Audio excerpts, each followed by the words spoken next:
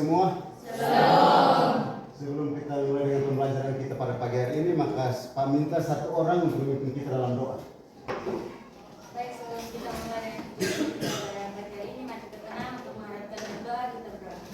Tuhan, ya Allah Bapa kami dalam kerajaan surga, Bapa yang Maha Berterima kasih. Terima kasih atas berkat penyertaan-Mu dari pagi hingga sekarang. Sekarang kami akan memulai dengan dua kegiatan belajar mengajar kami, kiranya Tuhan berkati agar boleh jadi dalam nama Bapa, Anak dan Roh Kudus. Amin. Pak akan mengabsen terlebih dahulu sebelum kita memulai dengan pembelajaran. Ini hari ada berapa orang yang tidak hadir ya? Ada 5, Pak. 5 orang. Atas nama? Loisa Kartika Lopo, Satu lagi? Mario Hadu, Ya. Titin Benu. Sebelumnya Pak mau bertanya mengenai materi kita minggu lalu. Siapa masih ingat keseimbangan pasar itu apa?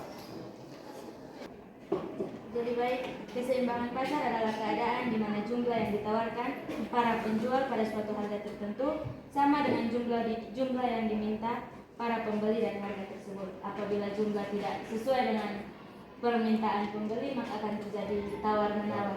Betul sekali. Kita tangan untuk jadi baik. Sebelum memulai dengan pembelajaran kita maka kita perlu mengetahui terlebih dahulu tujuan pembelajaran kita. Tujuan pembelajaran kita yang pertama, setelah mengikuti kegiatan pembelajaran melalui model pembelajaran problem based learning atau PBL biasa orang menyebutkan, dengan pendekatan TPACK dengan penuh tanggung jawab, bekerja keras, toleransi dan kerjasama. Setelah ini dapat mendeskripsikan struktur pasar serta memahami peran pasar dalam perekonomian dengan benar. Tujuan yang kedua adalah membandingkan jenis-jenis struktur pasar dengan benar. Tujuan yang ketiga, menganalisa penawaran dan elastisitas penawaran dengan benar. Dan tujuan yang keempat atau tujuan yang terakhir adalah menganalisis struktur pasar dengan tanggung jawab dan kerjasama dengan benar. Dan ini merupakan tujuan kita yang harus kita capai pada hari ini. Pertama, kita belajar mengenai struktur pasar. Kan pasar itu adalah sebagai tempat sekumpulan orang yang melakukan transaksi jual beli. Itu betul, artinya pasar itu merupakan kumpulan antara penjual dengan pembeli, sehingga terjadi tawar menawar. Ya toh? Itu yang pertama. Yang kedua, pasar itu bisa juga dikatakan tempat di mana dua pihak atau lebih dapat bertemu dengan melakukan transaksi ekonomi, bahkan yang tidak melibatkan alat pembayaran yang sah sekalipun.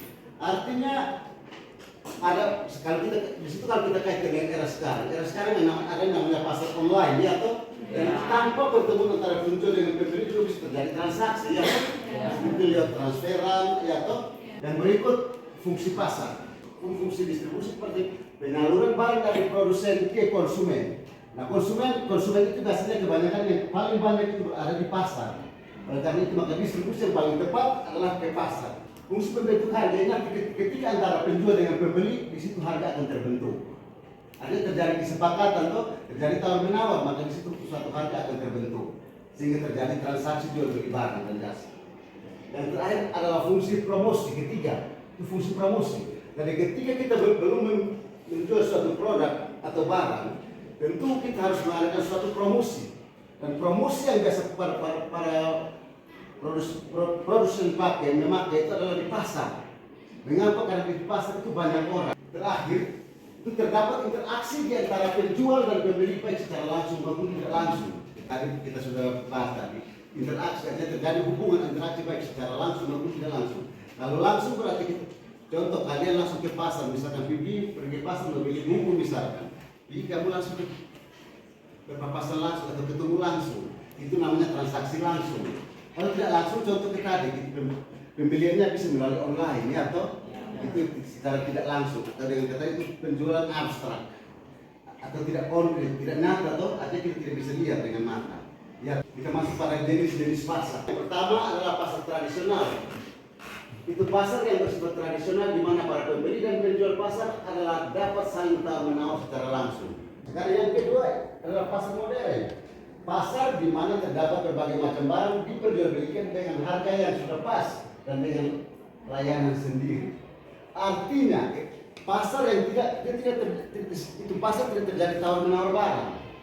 Di situ artinya harganya sudah pas. Contohnya swalayan, ya toh. Kita masuk pada struktur pasar. Itu yang pertama adalah pasar persaingan sempurna. Dan yang kedua itu pasar persaingan tidak sempurna atau orang biasa menyebutnya dengan pasar monopoli. Dan yang ketiga adalah pasar oligopoli. Dan yang keempat adalah pasar monopolistik. Coba kalian semua amati gambar di sini, di slide di depan. Di sini ada Pak Aras menyiapkan 3 gambar yang untuk kalian melihat. Sudah siap bayar ya toh? Iya. Nah, dari gambar-gambar tersebut, apakah kalian pernah ke tempat tersebut? Pernah. Pasti semua pernah menginjak pasar, atau semua pernah singgah pasar, atau semua pernah belanja di pasar. Yang ketiga, aktivitas atau kegiatan apa yang muncul di tempat tersebut? Apa yang akan terjadi apabila aktivitas di tempat tersebut terhenti atau tiada atau tidak ada? Bisa terbayar. Misalkan suatu saat tidak ada pasar, kira-kira apa yang terjadi dengan kita? Tidak terpenuhinya kebutuhan. Salah satu tidak terpenuhinya kebutuhan, tidak terpenuhinya kebutuhan manusia. Dan itu sudah pasti ya toh? Karena kita kehidupan manusia ini tumpuan harapannya besarnya ada di pasar. Jadi kalau ketika namanya pasar terhenti atau pasar tiada, maka otomatis kebutuhan manusia tidak akan terpenuhi. Terutama kebutuhan pokok manusia ya, karena kebutuhan makan minum ya kan. Dan itu mengancam dengan jiwa manusia kalau ketika pasar tidak ada. Pembagian kelompok diskusi bisa kita bagi dalam 4 kelompok ya, 4 kelompok diskusi, yang kelompok 1, kelompok 2 dan kelompok 3. Kalau kelompok diskusi sudah siap, maka Pak akan membagikan LKPD-nya di tiap kelompok. Ini satu.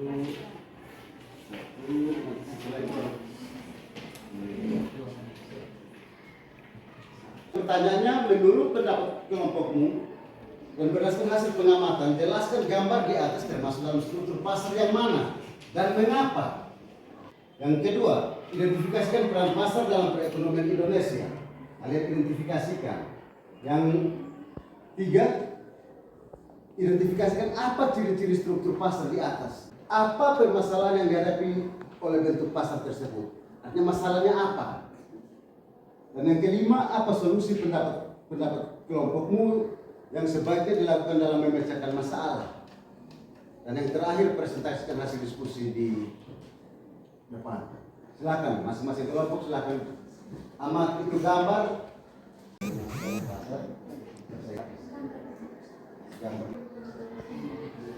Karena ciri-cirinya begini. Ya toh. Ini kamu sudah Indonesia. Ciri-cirinya begini ya toh. Itu nggak bisa membedakan toh.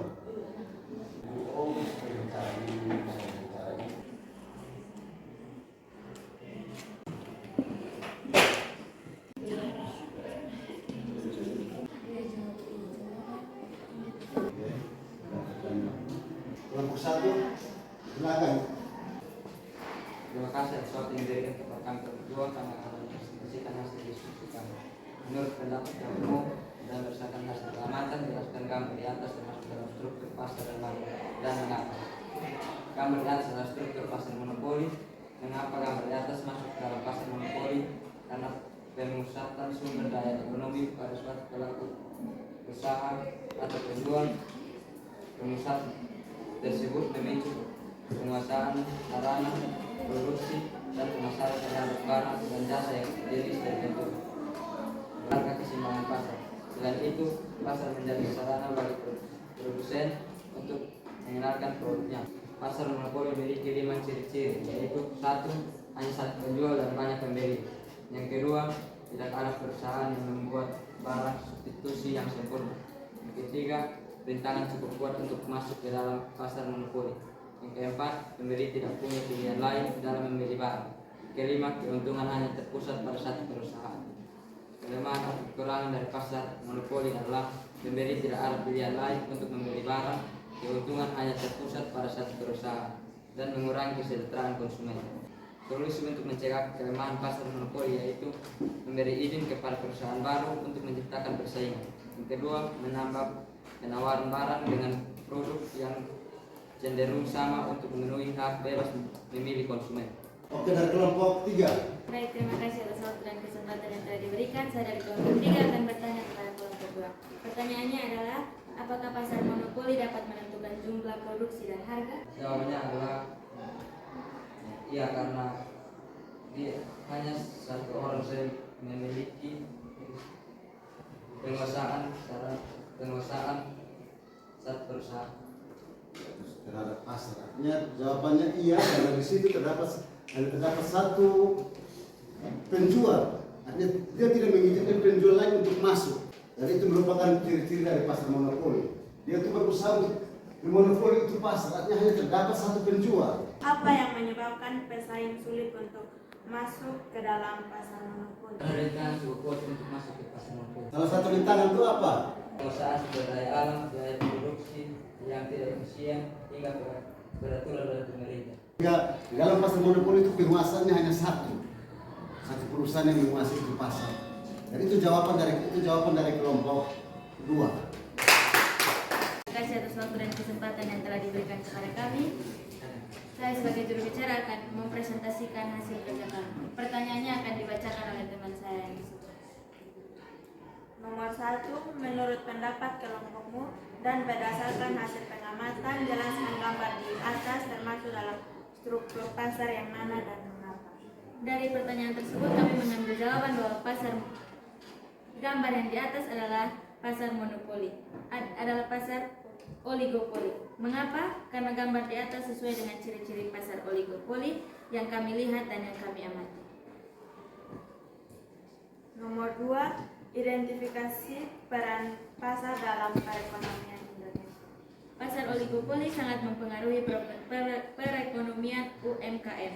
Terjadinya persaingan yang ketat sehingga mengakibatkan banyak kecurangan yang terjadi sehingga dapat merugikan perusahaan kecil dan masyarakat. Di dalam pasar oligopoli ini, produsen yang menentukan harga pasar karena semisal suatu perusahaan akan meningkatkan penjualannya. Nomor 3, coba identifikasikan apa saja ciri-ciri struktur pasar di atas. Ciri-ciri pasar oligopoli adalah yang pertama, hanya terdiri atas sedikit perusahaan dalam pasar. Yang kedua, produknya homogen atau terdiferensial. Yang ketiga, pengambilan keputusan saling mempengaruhi. Yang keempat, kompetisi non harga. Nomor 4, apa permasalahan yang dihadapi oleh bentuk pasar tersebut? Permasalahan yang kami angkat adalah butuh modal besar untuk masuk ke pasar oligopoli. Nomor 5, apa solusi menurut pendapat kelompokmu yang sebaiknya dilakukan dalam memecahkan masalah? Solusi yang kami ambil ada dua, yaitu yang pertama, pasar oligopoli biasanya terjadi karena dua hal, yaitu untuk membatasi persaingan di antara produsen dan karena pasar oligopoli ini membutuhkan biaya yang sangat besar karena ditakutkan terjadinya monopoli yang dapat mengendalikan harga pasar sehingga pemerintah membuat undang-undang tentang larangan praktik monopoli dalam pasar oligopoli. Yang kedua, sistem pasar ini biasanya terdiri dari perusahaan-perusahaan besar karena mereka kerap kali mengeluarkan uang dengan jumlah yang besar untuk mengembangkan produknya. Mereka tidak segan-segan untuk merogoh kocek yang besar demi inovasi terbaru untuk memuaskan para konsumen. Demikian hasil presentasi kami. Jika ada yang ingin bertanya, waktu dan kesempatan kami persilahkan. Oligopoli ada satu ciri, yaitu kompetisi non harga. Pertanyaannya, kompetisi non harga adalah? Baik, kompetisi non harga adalah usaha penjual untuk mempengaruhi pembeli tanpa potongan harga atau diskon, tetapi dengan cara lain, misalnya perbaikan pelayanan dan peningkatan mutu atau kualitas dari pegawai. Kita untuk kelompok. Waktu dan tempat selanjutnya kami memberikan kepada.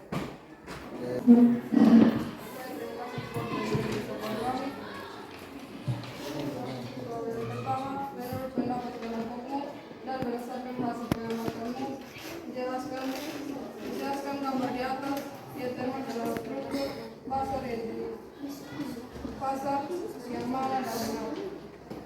Setelah kami mengamati gambar di atas, gambar tersebut termasuk dalam pasar monopolistik. Mengapa? perkara di mana terdapat banyak penjual atau produk referensi. Yang kedua, identifikasi peran pasar dalam perekonomian Indonesia. Peran pasar dalam perekonomian Indonesia adalah untuk memenuhi kebutuhan manusia. Ketiga, coba identifikasi apa saja ciri-ciri struktur pasar di atas.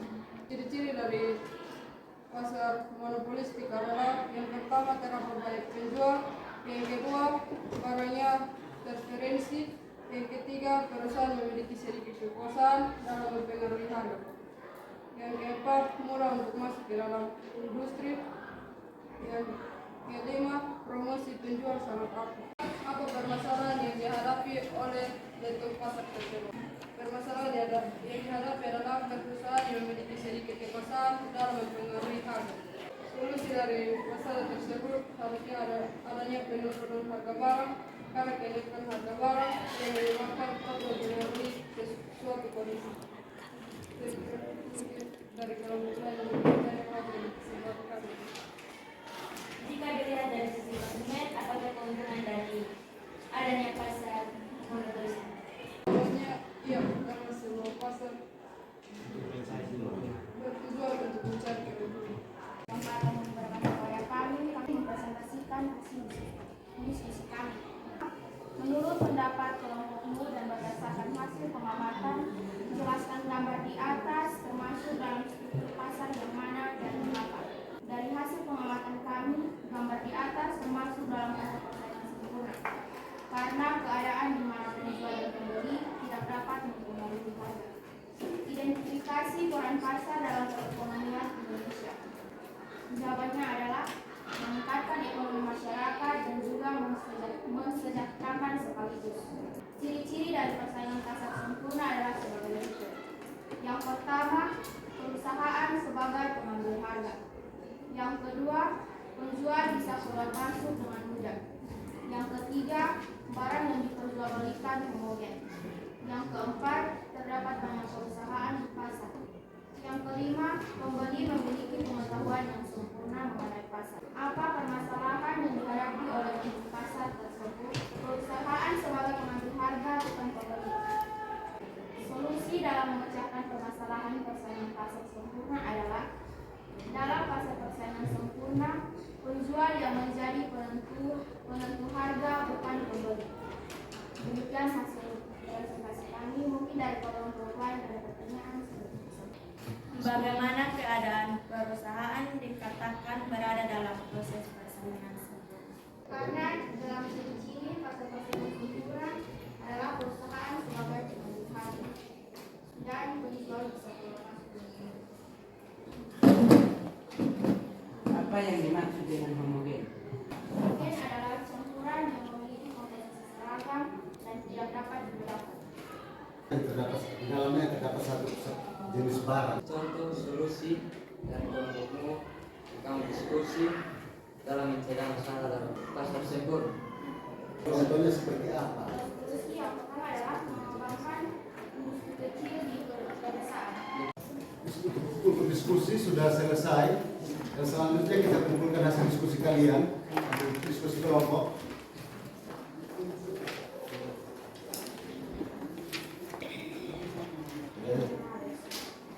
Dan sebelum kita masuk pada evaluasi, Pak Minto supaya kita kembalikan meja diskusi dalam keadaan normal baru kita ujian. Dari pembelajaran kita siang hari ini, kira-kira siapa yang bisa ambil satu kesimpulan dari pembelajaran kita pada hari ini? Coba, mana Mayas? Baik, dari pembelajaran kita hari ini saya mengambil kesimpulan bahwa struktur pasar adalah suatu variabel yang menunjukkan karakteristik dan kondisi suatu pasar seperti jumlah pembeli dan penjual, keadaan produk, keadaan pengetahuan penjual dan pembeli, serta keadaan rintangan pasar. Terus tadi tepuk tangan untuk Mayas. Yang berikut kita akan masuk pada tahap evaluasi dan sepakat meminta kalian untuk menyiapkan kertas, tulis nama lengkap untuk kalian kita masuk pada pos tes. Di soal nomor 1, nomor 2, soal nomor 3, 4, yang kelima. Dari Kalian tetap di tempat, nanti Pak yang ambil.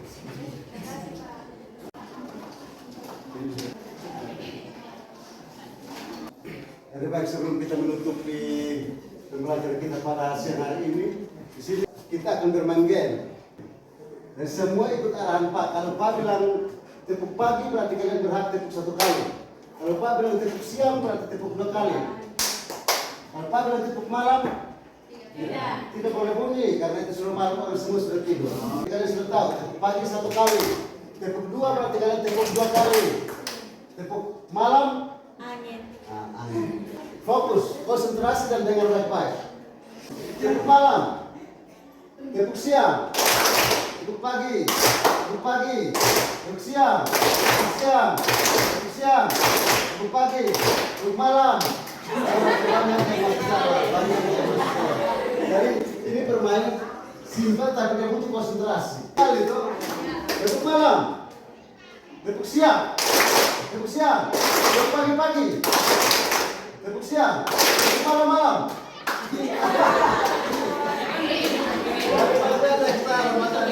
Belum ada konsentrasi, jadi baik, terima kasih.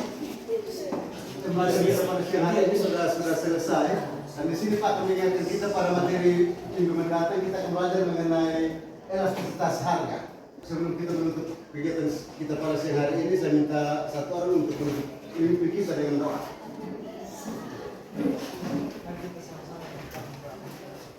Kami di surga diberikan alamu, kami akan bersama kami, seperti kami juga mengampuni orang yang bersalah kepada kami. Dan janganlah membawa kami ke dalam godaan, tetapi lepaskan kami dari orang jahat, karena engkau lah punya kerajaan, Selamat siang semua.